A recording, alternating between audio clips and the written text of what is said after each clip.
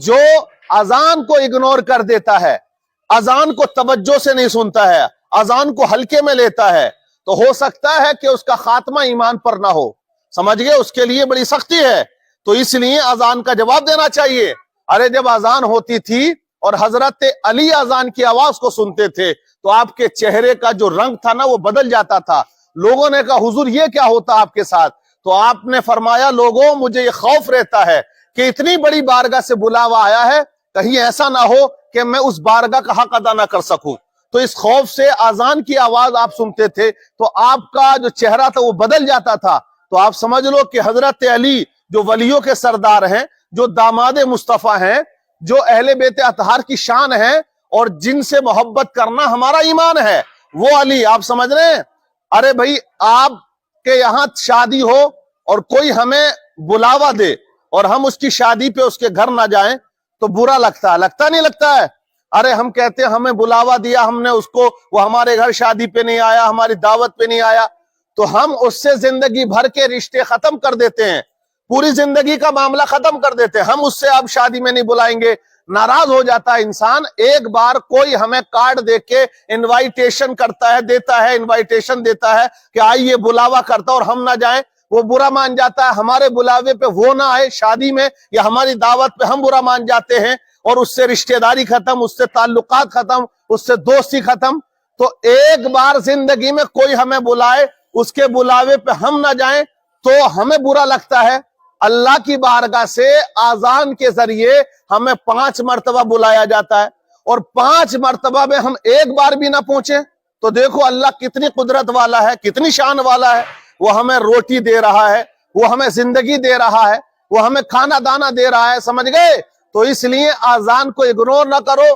اذان کی آواز پر لبیک کہتے ہوئے بالکل مسجد میں جاؤ اور نماز پڑھو. گھر میں اپنے گھر والوں کو آپ لوگ سمجھاؤ. آپ مدرسے میں پڑھنے آتے ہو، یہ مدرسے میں پڑھنے والوں کے اوپر بڑی ذمہ داری ہے کہ وہ اپنے گھر کے اندر ماحول اچھا بنائیں، گھر والوں کو سمجھائیں اور بتائیں. اور جو لوگ نہیں سمجھاتے بتاتے ہیں تو پھر تعلیم کا فائدہ ہی کیا؟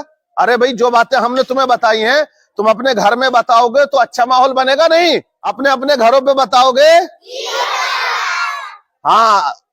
اذان کا جواب دو گے؟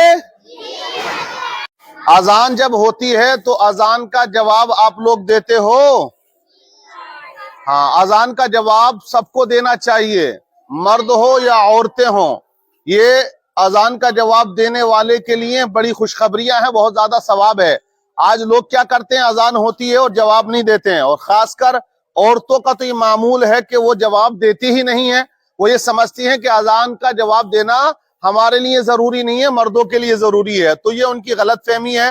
اذان ہو، مرد ہو یا عورت، بوڑھا ہو یا بچہ، سب کو خاموشی سے اذان کو سننا بھی چاہیے، اذان کا جواب دینا بھی چاہیے. موبائل چلاتے ہو تو بند کر دینا چاہیے. کوئی بھی چیز اگر آپ یوز کر رہے ہو تو اس پر مکمل طریقے سے پابندی لگا دو، اٹھا کے رکھ دو، اذان کا جواب دو. اب اذان کا جواب کیسے دینا چاہیے؟ بہت سے ایسے لوگ ہیں آج کے وقت میں جنہیں پتہ ہی نہیں ہے کہ اذان ہو تو ہم اذان کے جواب میں کیا کہیں، کیا بولیں. تو حدیث پاک میں آیا ہے کہ جب مؤذن کہے اللہ اکبر اللہ اکبر تو ہم کو بھی وہی کلمات ریپیٹ کرنے چاہیے، اللہ اکبر اللہ اکبر. اور جب مؤذن کہے اشہد ان لا الہ الا اللہ تو انگلی اٹھانی چاہیے. یہ سیدھے ہاتھ کی جو شہادت والی انگلی ہے یہ اٹھا دینی چاہیے. اور جب مؤذن پہنچے الا اللہ پہ تو اس کو گرا دینا چاہیے. دونوں مرتبہ ایسے ہی کیا جائے اور جواب میں اشہد ان لا الہ الا اللہ ہی کہا جائے. اور جب مؤذن پہنچے اشہد ان محمد رسول اللہ پہ تو ہم کو انگوٹھے بھی چومنے چاہیے اور جواب میں صلی اللہ علیہ وسلم ہمیں پڑھنا چاہیے. قرۃ عینی بک یا رسول اللہ بھی پڑھنا چاہیے. جب مؤذن پہنچے حی علی الصلاۃ پہ تو ہمیں پڑھنا چاہیے لا حول ولا قوت الا باللہ العلی العظیم. اور اگر کوئی انہی الفاظوں کو دہرانا چاہتا ہے، حی علی الصلاۃ ہی کہنا چاہتا ہے تو وہ بھی کہہ سکتا ہے.